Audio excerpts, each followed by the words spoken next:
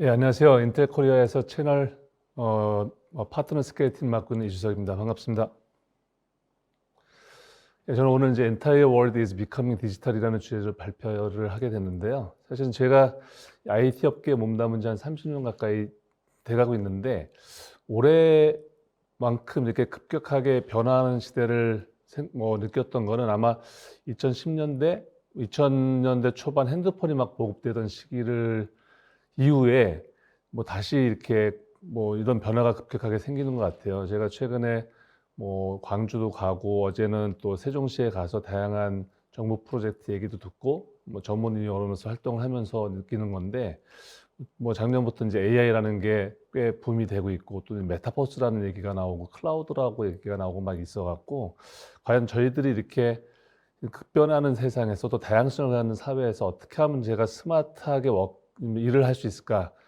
이게 개인적인 문제뿐만이 아니라 사실은 회사에서도 연결이 되는 것 같아요. 그러니까 디지털 트랜스포메이션이라는 이름으로 해서 회사가 어떻게 이런 급격하게 변화하는 시대에서 맞춰 나갈 수 있을까라는 부분이 되게 고민이 많으실 것 같고, 거기에 관련돼서 좀 더 근본적인 문제에 대해서 한번 설명을 드릴까 생각을 하고 있습니다. 사실은 특히 이런 이렇게 복잡한 세상에서 저희가 필요로 하는 것들 가장 핵심적인 두 가지는 결국 이 세상이 IT 시대가 데이터 시대로 변하고 있는 거잖아요. 그래서 그 어떤 문제 또는 다양성의 어떤 핵심 자체가 그 데이터에 있다는 부분을 아마 인지를 하셔야 될 것 같고, 또 생태계를 중심으로 이렇게 그러니까 동반 성장할 수 있는 전략을 세운다는 부분, 이 두 가지가 가장 핵심적인 부분이 아닐까 생각을 하고, 거기에 맞춰서 한번 설명을 드려볼까 생각을 하고 있습니다.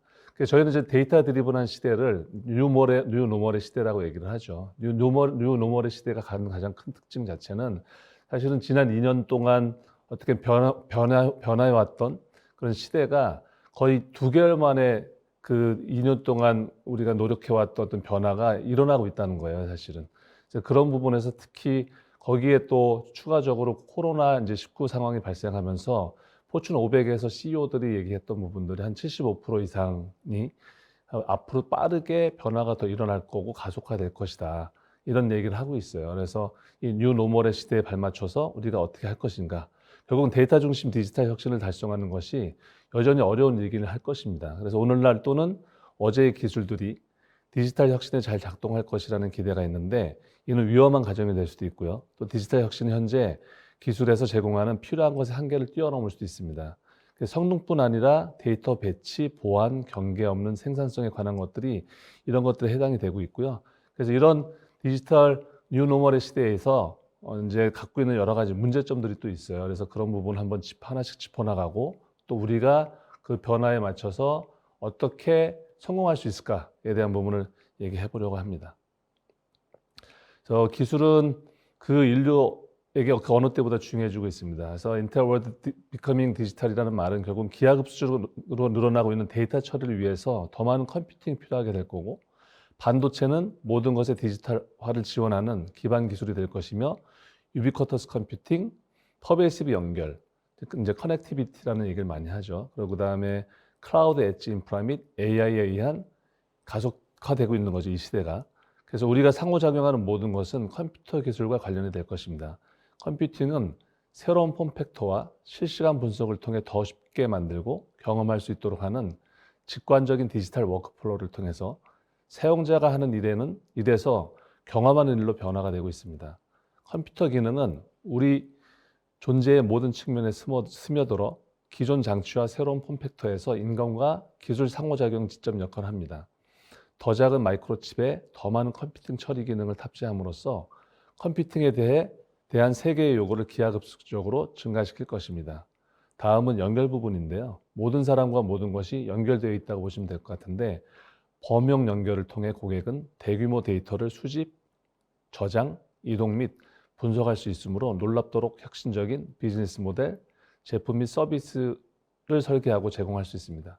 결국은 데이터를 어떻게, 사실은 이제 많은 분들이 데이터를 처리하는데 인공지능을 적용하는 부분에 되게 매몰되어 있긴 한데, 사실은 어떻게 보면 엔드투엔드 데이터를 모으고 그다음에 처리하는 부분에서 가장 많은 시간이 걸려요. 그래서 그런 부분이 되게 어려운 부분이기도 하고, 그래서 그런 부분에 좀 많이 신경을 써야 되는 시기가 아닐까 생각을 하고 있고, 그런 의미에서 클라우드 엣지 인프라는 연결된 컴퓨팅 데이터를 위한 안정적인 동적 경로를 생성하게 되고, 조직은 분산 네트워크를 채택하고 지능형 엣지를 활용해서 고객과 더 가까운 곳에서 워크로드를 처리함으로써 데이터 기반 디지털 서비스와 고객이 갈망하는 개인화된 경험을 제공할 수 있게 됩니다. 결국은 그 데이터라는 것들이 사실은 엣지에도 존재하고 또 데이터 센터에도 존재하기 때문에 이걸 잘 연결하게끔 하고, 또 필요에 따라서는 대용량 데이터 같은 경우는 데이터 센터 처리를 하긴 하겠지만은 아주 실시간으로 데이터를 처리하는 경우도 많이 생길 거예요. 그래서 엣지 컴퓨팅에 대한 부분도 되게 강조가 되고 있는 거죠. 그리고 마지막으로 어디에나 있는 AI 지능은 무한 데이터를 실행 가능한 통찰력으로 전환을 시켜줄 것입니다. 그래서 모든 곳에서 인텔리전스를 사용하고 데이터에서 더 많은 가치를 추출하게 되는데, 사실은 저는 이제 너무 이렇게 AI에 대해서 매몰되는 부분에 대해서는 약간 좀 부정적이기도 해요. 사실은 AI라는 것들은 어떤 툴에 지나지 않는 거라 생각을 하고, 결국은 빅데이터라는 부분은 어떻게 분석을 하고 하는데 사용하는 툴이기 때문에 데이터에 대한 본질적인 부분은 저희가 데이터가 어떤 것인지를 먼저 생각하는 게 되게 중요하다 생각을 하고, 그런 의미에서 데이터에 대한 부분을 좀 더 심도 있게 한번 얘기를 해볼까 생각을 하고 있습니다.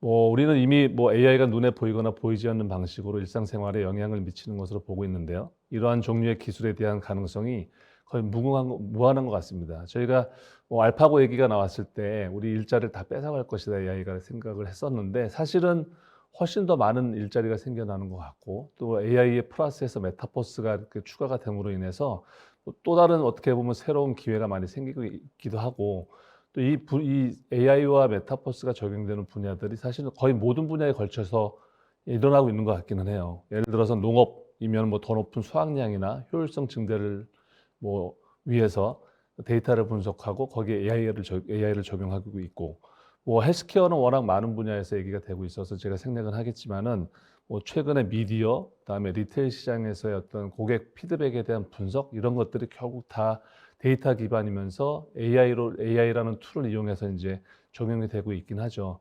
하지만 여전히 본질은 이런 시장 변화에 대한 본질은 결국은 데이터인 거예요. 데이터를 어떻게 잘 이해하고 데이터를 어떻게 잘 모을 것인가가 되게 중요하다는 거죠. 그래서 아마 실제로 현장에서 뛰어보신 분들은 이게 AI를 내가 공부했다고 해서 이런 거 모든 게 가능하지는 않구나라는 걸 많이 느끼고 있는 것 같아요. 그러니까 제가 최근에 많은 분들하고 얘기하면서 느꼈던 것들이 그런 부분인 것 같아요. 그러니까 데이터가 아주 잘 정제된 상태에서 지금까지 AI를 적용해서 좋은 결과를 많이 냈었고, 사실은 그건 되게 이론을 기반으로 했던 거였는데, 실제로 되게 어려워하는 부분들이 데이터를 그럼 어떻게 잘 모을까? 근데 막상 모아진 데이터들도 사실은 이렇게 결측치도 많고 깨진 데이터도 많아서 실제 바로 사용할 수 있는 데이터들이 잘 없는 거예요. 그래서 이 부분에 더 사람들이 신경을 쓰고 고민을 하고 있다는 부분이 저는 되게 고무적이고 되게 긍정적인 변화가 일어나고 있구나. 본격적으로 어떻게 보면 데이터 드리븐한 어떻게 보면 시대가 열리고 있구나는 좀 생각이 들어갔고, 약간 그런 부분에서는 다행이다라는 또 한편으로 생각은 하고 있는 상황입니다. 그래서 데이터 시대는 어마어마한 데이터가 여기저기 쏟아져 나오게 되는 거고, 왼쪽에 보시는 것처럼 데이터 홍수가 쏟아져 나오는 거죠. 2019년도만 하더라도 벌써 저 정도의 데이터가 쏟아져 나오는데, 대표적으로 인터넷 유저들이 매달 쏟아내는 데이터가 개인 유저들이죠. 25GB라는 데이터를 쏟아내기도 하고, 스마트 시티, 스마트 팩토리 같은 데서는 특히 이제 최근에 스마트 팩토리라든지 스마트 시티에 대한 관심이 많아지고 있는데, 1페타바이트라는 데이터들이 스마트 팩토리에서 쏟아져 나오고 있어요. 그다음에 스마트 시티는 워낙 복잡하게 얽혀 있는 세상이다 보니까 사실은 스마트 시티에 있는 자동차, 공장, 건물, 사람들 이런 곳에서 쏟아져 나오는 데이터만 하더라도 50페타바이트거든요. 저 데이터를 어떻게 처리할 것이냐에 대한 부분에 좀 더 신경을 써야 된다는 거예요. 그러니까 AI는 툴인 거고, 그리고 저희가 하고자 하는 어떤 AI의 어떤 기능은 사실은 그전부터 머신러닝, 소위 기계학습이라는 부분에서 통계적 데이터를 이용해서 많이 분석을 해왔었고, 그래서 그 통계적 분석을 통해서 현재 상태가 어떤지에 대한 디스크립티브하고 다이그노스틱한 분석을 해왔다면은 사실은 AI를 통해서 앞으로 어떤 일이 일어날 것인가에 대한 거를 되게 얘기하고 싶은 거잖아요. 그걸 통해서 인사이트를 도출해내는 거예요. 그러니까 AI에 자꾸 매몰되다 보면은 왼쪽에 있는 데이터는 어떻게 모을 것이고 또 우리가 결국은 AI를 써서 하고 싶은 게 뭘까요?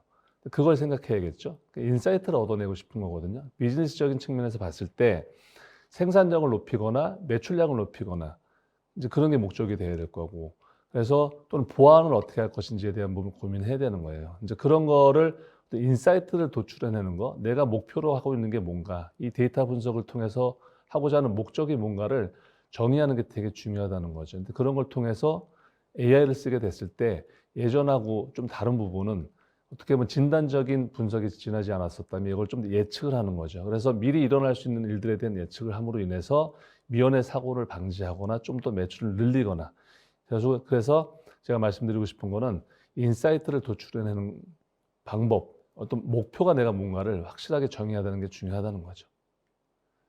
그래서 좀 아까 말씀드렸던 것처럼 어떤 이 데이터의 시대에서 저희가 갖고 있는 문제점들이 몇 가지가 있는 것 같아요. 제가 오랜 시간을 이쪽에다 몸담고 있다 보니까 또 많은 분들하고 얘기하다 보니까 한편으로는 고무적이기도 하지만 한편으로는 또 걱정되는 분야에 대해서 잠깐 얘기를 해보기로 하겠습니다. 사실은 뭐 이 장표가 그 대표적인 거를 대표하고 있다고 생각을 저는 하고 있는데, 제가 이 자료를 사실은 한 3, 4년 전부터 계속 사용하고 있는 것 같고 계속 보여드리고 있어요. 앞으로 3, 4년도 이 자료는 변하지 않을 것 같기는 해요. 그러니까 데이터가 사실은 뭐 부족하다, 그다음에 개인정보 때문에 데이터 구하기 어렵다 얘기를 많이 하시긴 하는데, 사실은 훨씬 많은 데이터들이 많이 있고요, 이미. 그럼에도 불구하고 한 4% 정도밖에 연구가 되고 있지 않아요. 뭐 가장 그 이유가 사실은 비즈니스 모티베이션, 목적을 정확하게 정하지 않고 있기 때문에 데이터를 처리할 이걸 과연 왜 해야 될까라는 부분에 대한 동기부여가 되게 부족한 것도 있는 것 같고, 또는 너무 데이터 사이즈가 크다 보니까 아까 뭐 스마트시티에서만 하더라도 50페타바이트라는 데이터가 있는데 그걸 과연 어떻게 처리할까에 대한 고민도 많으실 거예요. 왜냐하면 이게 데이터들이 복잡하게 엮여 있기 때문에. 그다음에 뭐 프라이버시, 개인정보 보호 때문에 데이터 보호되고 있기 때문에 정작 필요한 데이터를 못 구하는 부분도 있기 때문에 데이터가 많이 있음에도 불구하고 사실은 4%밖에 처리를 못한다고 얘기하고 있는데, 저는 조금 더 다른 각도에서 봤을 때 데이터를 잘 활용하지 못하는 것 자체는 데이터를 잘 수집을 하고 전처리하는 부분이 되게 약했기 때문에 아닐까 좀 생각을 하고 있어요. 그러니까 데이터를 모으는 과정에서 여러 가지 어려운 부분들, 그다음에 데이터를 전처리하는 데서 어려운 부분들, 그래서 이제 그런 부분을 좀 짚고 넘어가고 싶고, 그래서 제가 스마트 워커, 또 스마트하게 일을 하고 또는 회사가 스마트한 회사가 되기 위해서는 이런 문제점들을 확실하게 짚고 넘어가야지만 실질적인 디지털 트랜스포메이션이 될 거라 생각을 하고 있고, 또 스마트 워커가 될 수 있지 않을까 생각을 하고 있는 거예요. 그래서 챌린지는 디스커버리 하는 거죠, 먼저. 그래서 뭐 기술적 논의를 시작하기 전에 한 가지 생각하고 갈 부분이 있는데요. 결국은 데이터 과학자 또는 엔지니어로서 결국은 여러분들이 갖고 있는 비즈니스 라인이 궁극적으로 사실 고객인 거거든요. 회사 입장에서 봤을 때. 또 제가 뭐 개인적으로 유튜브를 하든 뭘 하든 간에 결국은 누군가 대상이 있어야 되는 거잖아요, 비즈니스를 하기 위해서는. 그래서 이런 대상을 위해서 가장 필요한 게 무엇이냐, 고객의 니즈를 되게 맞춰야 된다는 거예요. 그래서 멋지고 혁신적인 아이디어로 비즈니스에 접근하긴 하지만 기본을 제공하지 않고 기본 비즈니스 프로세스를 개선 및 자동화하지 않는다면 대화가 얼마나 잘 진행이 될 수 있을까. 그래서 그런 부분에 초점해서 어떻게 문제를 발견하고 내 회사가 가고자 하는 방향이 뭔지에 대한 부분을 정의한다는 게 되게 중요한 거예요. 그래서 프로그램 스테이트먼트가 되게 중요한 거고, 그게 어떤 영업 부서 또는 뭐 마케팅 부서에서만 할 게 아니고 사실 모든 사람들이 브레인스토밍 해야 된다는 거죠. 그래서 디스커버리라는 부분에 대해서 어떤 챌린지가 있다는 부분을 하나 짚고 넘어가고 싶고, 그다음에 또 갖고 있는 문제점들이 있어요. 데이터 사일로고 푸어한 데이터들이에요. 아까 잠깐 설명드리긴 했지만 데이터 사일로가 가장 심각한 문제일 수 있긴 한데, 뭐 단적으로 여러분들이 갖고 있는 회사에서의 문제점도 생각해 보셔도 될 것 같아요. 그러니까 어떤 제품을 파는데 영업부 의견이 다를 거고, 마케팅 의견이 다를 거고, 제조하는 팀에서 어떤 디자인하는 팀의 의견이 다를 거잖아요. 그러니까 영업에서는 디자인이 잘못돼서 잘 안 팔리는 거야. 마케팅에서는 뭐 디자인 팀에서는 영업을 못해서 그런 게 아닐까라는 얘기를 할 거예요. 그러면 사실은 이 디지털 트랜스포메이션이 일어나기 위해서는 서로 다른 부서들의 데이터가 한 군데 모여서 그 데이터가 분석이 돼야지만 사실은 우리가 가고자 하는 목표를, 어떤 목적을, 그 목적은 이 제품이 잘 팔리게끔 하는 거겠죠. 이제 그런 거를 달성할 수 있게끔 되는데 부서 간 이해관계가 있는 거예요, 조직 간. 그렇기 때문에 데이터 사일로가 생길 수밖에 없어요. 그러니까 영업 부서에서는 왜 잘 팔리지 않는 이유에 대해서는 잘 공개를 안 할 가능성도 있을 거고, 디자인 부서에서는 뭐가 문제인지에 대한 부분을 공개를 안 할 수 있을 거고, 사실 이게 모든 조직에서 일어날 수밖에 없는 상황이에요. 그래서 데이터 사일로를 어떻게 해결할 수 있을까가 되게 큰, 어떻게 보면은 그 스마트 워크하고 디지털 트랜스포메이션의 핵심이 될 거다. 또 아까 데이터 수집 얘기하고 전처리라는 부분을 얘기했었는데, 이 데이터가 모였을 때 실질적으로 이게 데이터가 되게 저희가 실질적으로 필요한 데이터가 아닌 거예요. 물론 데이터가 되게 많은 데이터가 모이긴 하겠지만은 되게 쓸데없는 데이터도 있을 거고, 그 다음에 뭔가 이렇게 소위 결측치라고 얘기하는 이빨 빠진 데이터들이 막 많아요. 그러니까 데이터는 사실 엑셀 형태로 나타나는데 엑셀에서 꽉 채워져 있는 게 아니라 중간중간 막 이렇게 빠져 있어요. 좀 더 뭐 제가 설명드리면은 의료 데이터로 한 예를 들어 볼게요. 문진표 작성을 하시잖아요, 보통. 근데 문진표 작성에 뭐 당신은 치매입니까? 이런 질문을 던졌을 때 그런 거 답을 잘 안 하실 거예요. 그러니까 담배 뭐 하루에 몇 가지 피세요? 뭐 한 2가 피는 사람도 뭐 한 10가지밖에 안 핀다고 이렇게 거짓말을 할 수 있을 것 같기도 하고, 그런 데이터는 부정확한 거잖아요. 그 데이터를 갖고 인공지능이라는 수단을 써갖고 분석을 했을 때 당연하겠죠. 좋은 결과가 안 나올 수도 있거든요. 이런 데이터를 어떻게 잘 정제하고 진짜 클렌징 한다는 표현을 하는데, 클렌징을 해서 정확한 데이터를 갖고 시작할 수 있느냐. 이게 사실은 되게 가장 큰 문제점인 거예요. 이 데이터 시대에서. 그 부분을 잘 고민해야 된다는 거. 그래서 이 데이터 분석팀을 회사에서 보통 만들게 되는데, 이 부분을 어떻게 잘 구성을 하고 이런 데이터 사일을 없애주는가가 결국은 디시전 메이커, 사장님들이 한 역할이고, 또 그거를 구성하는 팀원들이 고민해야 될 부분일까 하는 생각을 하고 있습니다. 다음은 이제 디벨롭인데, 그럼 이제 그런 데이터를 모으고 하는데 그냥 아이디어만 갖고 되는 건 아니잖아요. 그죠? 그 인프라스트럭처, 컴퓨팅 시스템, 아까 컴퓨팅이 되게 중요하다고 얘기를 했고, 모든 것이 사람과 IoT와 컴퓨터가 다 연결이 된다고 말씀드렸었고, 사실은 그 어마어마한 데이터를 처리하는 것이 컴퓨터의 힘을 빌릴 수밖에 없는 상황인 거잖아요. 근데 컴퓨터가 지금 있는 컴퓨터 갖고 될까? 뭐 새로 시스템을 다 도입을 해야 될까? 근데 아시겠지만 요새 막 이 비싼 컴퓨터들, 데이터 분석을 위한 컴퓨터 같은 경우는 뭐 그래 뭐 카드 한 장에 막 1,000만 원씩도 하고 2억, 5억이 훌쩍 넘잖아요. 되게 부담이 되는 비용일 수 있는데, 실질적으로는 데이터라는 것들이 너무, 그래서 그게 너무 AI에 몰입이 되고 특히 딥러닝에 대한 부분에 몰입이 되다 보면 그런 일이 생길 수밖에 없는 것 같기는 해요. 그래서 내가 갖고 있는 시스템을 최대한 활용을 하고 내가 현재 갖고 있는 데이터를 최대한 활용하게끔 하는 그런 어떤 전략을 세우고 기획을 하는 게 되게 중요할 것 같아요. 그런 부분에 되게 소홀히 되는 경우가 많고, 특히 하드웨어 시스템에 대한 부분이 소홀히 되고 있어서 그거를 하드웨어 시스템으로 갈지 클라우드를 이용할지 또는 하이브리드로 갈지에 대한 부분들을 잘 고민하셔야 된다는 거죠. 그래서 이런 여러 가지 몇 가지 문제점이 있었는데, 그러면 How do you become a data-centric worker가 될 수 있는지, 아니면 디지털 트랜스포메이션을 가속화시킬 수 있는 데 부분에 대한 저 나름대로의 어떤 해답을 한번 들어볼까 생각을 하고 있습니다. 이미 앞서서 말씀을 많이 드렸긴 했는데, 결국은 모든 분석 또는 AI 여정의 첫 번째 단계는 조직 전체에 직면하고 있는 문제에 대해서 브레인스토밍을 하고 비즈니스 가치와 해결하는 데 드는 비용을 기준으로 우선을 지정하는 거예요. 문제 정의가 되게 중요하다는 거죠. 그래서 당연히 가장 먼저 해결해야 할 가장 영향력 있는 문제는 사실 무엇인지를 정의를 해야 되는 거고, 또 이 문제를 풀어나가기 위해서 어떤 조직들이 구성이 돼야 되는지에 대한 어떤 팀을 만드는 게 중요한 거예요. 근데 이 팀이라는 게 데이터 사이언스 팀이라고 해서 엔지니어만 있는 게 아니라, 사실은 디시전 메이커도 있어야 될 거고, 그다음에 엔지니어 당연히 있을 거고, 프로그래머도 있어야 되긴 하지만 리서처도 있어야 되고, 마케터도 있어야 되고, 또는 고객 반응을 되게 중요한 거잖아요.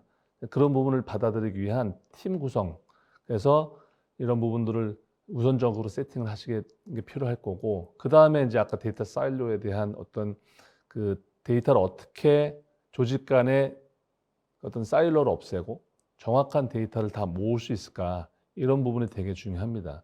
그래서 모든 데이터 소스의 데이터 수집은 분석을 위해서 이 데이터를 결합해서 더 나은 통찰력으로 이어지기 때문에 모든 데이터가 실시간으로 수집되고 사용돼야 하는 거기도 하고, 또 때로는 기존에 있는 데이터를 활용할 수도 있긴 해요. 하지만 여기서 중요한 거는 데이터의 라이프 사이클이라는 게 있어요. 그래서 소위 데이터 생애주기라는 표현을 하는데, 데이터가 사실은 시간이 꽤 지나고 나면은 의미 없는 데이터가 될 수 있는 거거든요. 그렇게 새롭게 데이터를 모으기도 하고 또는 아주 예전의 과거 데이터를 필요하기도 하지만 계속해서 데이터를 모으고 그 데이터 간의 사일로를 없앰으로 인해서 정확한 데이터를 기반으로 분석이 돼야지만 좋은 결과를 낼 수 있다는 거, 이런 부분을 좀 말씀을 드리고요. 그다음에 두 번째가 이제 엣지 투 엣지 클라우드 모델이에요. 그러니까 최신 데이터 플랫폼의 기반이 일관되고 유연한 아키텍처를 갖는 게 되게 중요하거든요.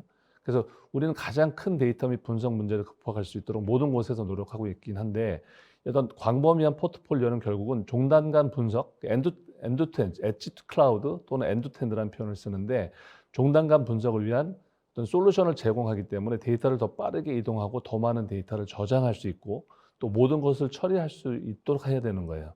그래서 엣지단에서도 데이터를 실시간으로 처리할 수도 있어야 되기도 하고, 또는 이게 클라우드로 옮겨가서 데이터 사이즈가 큰 경우에는 또 이게 분석할 내용이 많다 보면 아무래도 엣지단에서는 구현이 힘들잖아요. 그래서 뭐 좀 아까도 구글에서도 이렇게 발표를 하셨긴 하지만 그런 클라우드 컴퓨팅 시스템을 잘 활용을 해서 하이브리드하게, 저는 좀 더 하이브리드라는 표현을 더 좋아하는데, 하이브리드하게 엣지와 데이터 센터 간의 연결고리를 잘 만들고 가장 비용 효율적인 부분을 적용을 해서 써야 된다는 부분, 그게 결국 플렉서블한 엣지 클라우드 모델을 적용하는 걸 고민해야 되는 게 되게 중요하고, 그런 부분은 꼭 신경을 써주면 좋지 않을까 생각을 하고 있습니다. 또 하나 얘기 드리고 싶은 거는 결국 이게 생태계라는 말씀을 드렸었잖아요, 제가 초반에. 그래서 데이터 드리븐한 사회, 데이터 드리븐한 퍼스널리티를 가지고 어떤 마인드셋을 가져야 된다는 부분과 생태계를 구성할 수 있는, 그래서 서로 그 상생할 수 있는, 서로 동반 성장할 수 있는 생태계를 만들어야 된다. 사실 생태계를 여러분들이 만드는 건 쉽지는 않기는 해요. 이게 뭐 인텔에서 만들고 있는 사실 생태계이기도 하지만 사실 모든 회사들이 협력하는 모델을 어떻게 만들 수 있을까라는 부분이 가장 중요한 것 같아요. 그래서 여기 뭐 들으신 분들 중에 스타트업도 계시긴 하겠지만은 그 스타트업 입장에서 생태계를 만드는 게 쉽지도 않을 수 있긴 하잖아요. 그러면은 이런 생태계 안에 자기가 스스로가 들어가는 거예요. 그래서 인텔을 잘 활용도 하시고 또는 구글을 잘 활용하실 수 있으실 거고, 뭐 SAP의 도움을 얻을 수 있을 거고, AWS 도움을 얻으실 수 있을 거고, 그래서 근데 그 과정에서 엔드 투 엔드로 어떤 플랫폼에서 어떤 부분에서 내가 역할을 할 수 있을까? 그래서 결국은 거기서 주도적인 역할을 하게 된다면 사실은 이게 같이 성장하는 거잖아요.